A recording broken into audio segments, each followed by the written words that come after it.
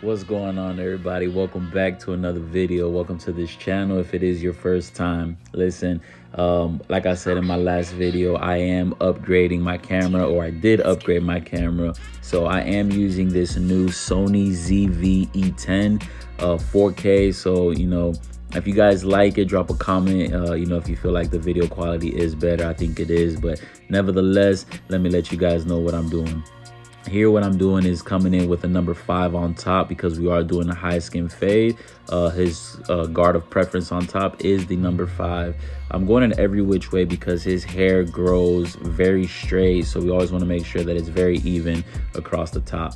Following step, what you see me doing here is coming in with our number 2 guard off of the parietal ridge. What we're going to allow ourselves to do here is then open the lever. And what we're doing is just trying to blend into that number 5. We are doing a high fade, as I just said. We're just going to come in and make sure that we blend, nice and evenly into that. We're going to follow that number 2 and 2 open with the number 3 and the 3 open. Then we're going to come in at a 45-degree angle, as you see here. Just make sure we're blending it real nice into the top.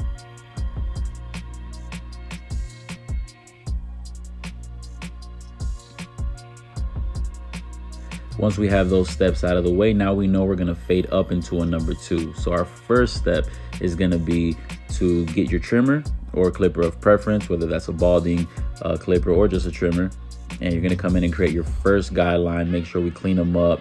We're going to get this bottom part of the fade really close, as close as possible. You could either use a razor to shave through it, or you can come in with the foil shaver.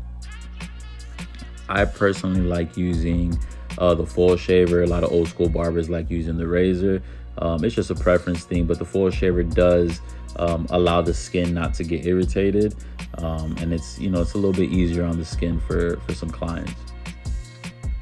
We want to make sure we are flicking out as we get to that trimmer line. That way we don't create such a harsh line. It's just going to be harder to take out later on.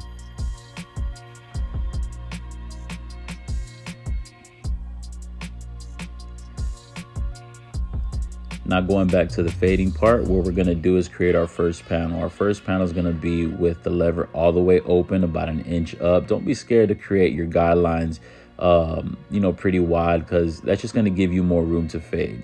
So as we start to fade here, what we're going to do is come in with the with the clipper with the lever all the way closed and knock out that trimmer line.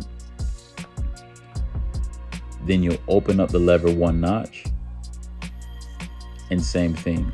Knock out the initial guideline or the initial line that you just made. And we're going to continue to use each notch until we make it to the lever all the way open. And that's going to blend that first panel out really easy. It's an efficient way to fade. Definitely recommend it for you guys, as long as you stay within that panel. If you take it too high, you will create a new guideline. So let's make sure we're stretching the skin out and making sure that that blend is coming in really nicely together. Tito, let's get it. You can follow that up with the trimmer a little bit, as you can see here. Make sure we knock out any line that we felt that we may have left.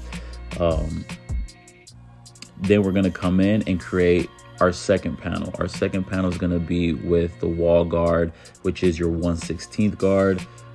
This is a fade using all wall guards. So we're going to go ahead and create that panel. Same thing, about 1 inch up with the lever open. And then we're going to go ahead and close the lever, as you can see. And we're going to repeat the same steps. We're going to start fading those lines out notch by notch, as long as we stay under the panel that we created. The moment you start blending past that panel, you're raising the fade too high. Even though this is a high fade, when you are doing lower fades, you will run into some issues. Same thing here, what we're doing with the number 1 guard, lever all the way open. We will close it and then open it notch by notch. Same thing. Another way we could do is, rather than opening it notch by notch, what you can do is you can come with the lever all the way open and then close it and then put it midway.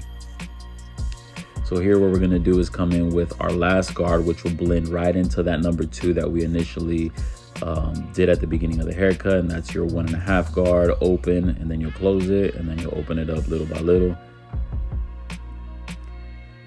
And then here we're just going to do some cross check. Now we're going to begin to fade down. So under that 1.5 guard is your 1 open, closed. Then we'll go to the 1/16 guard, open and close. And what we're doing is just we're just cross checking, making sure we don't leave, you know, any dark spots, any shadows along the fade. You know, take the guard off, come in with your lever all the way open, and just start playing with that lever, open and close, and make that blend come out real smooth.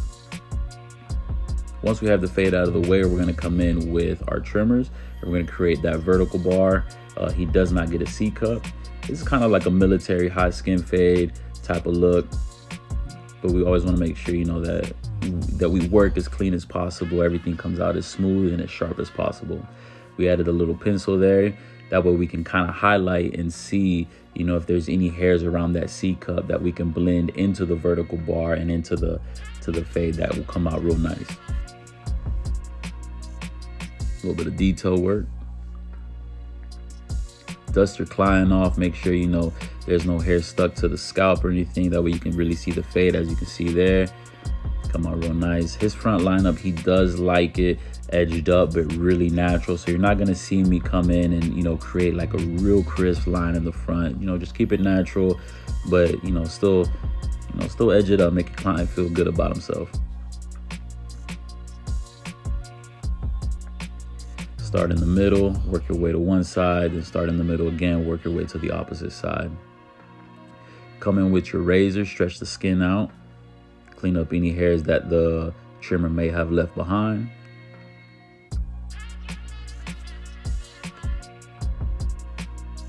One thing I did notice with this camera as I'm getting used to it is that I have it on auto right now, like, you know, just the auto features. And one thing I noticed was in certain angles, you know, or as I'm cutting, the camera seems to get a little bit darker. And in other areas and in other parts of the video, it got a little bit lighter. So if you did notice that, my apologies. You know, I'm getting used to this stuff, but nevertheless, the quality is a huge upgrade. So looking forward to it. Here we went ahead and blended in the beard and the mustache with the 1. He wants to keep the length, just make sure we clean it up. But we're just gonna go ahead and edge the outside of the beard. Keep the full length of it, you know, get any stragglers that we need to get.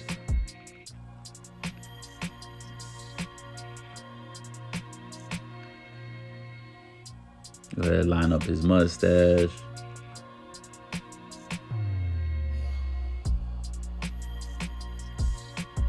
We don't want to bring that mustache down too low because we are creating the full beard. We want the illusion of the mustache to be as full as possible as well.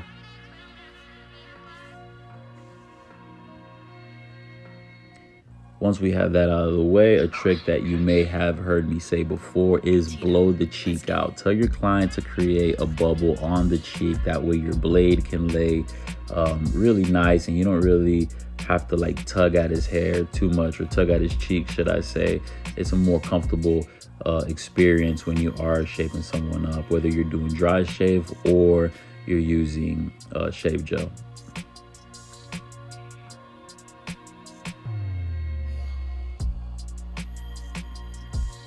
I've been cutting this client for over 3 years, so I know his hair down to the T. But when you don't know someone's hair and you are cutting them for the first time, you want to use as many tricks as possible to make your job easier and the experience for the client a good experience as well.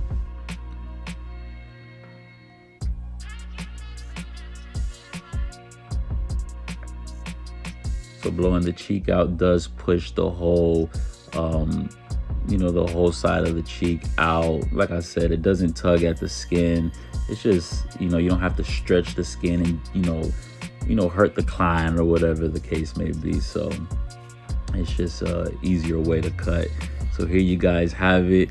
That is the after high skin fade with a 5 on top, wall guards using my Stylecraft Instinct. If you guys like it, please subscribe, drop a comment, let me know what you think, what you guys want to see next. If you are not subscribed, Please do subscribe and hit that notification button. I'll see you guys on the next one.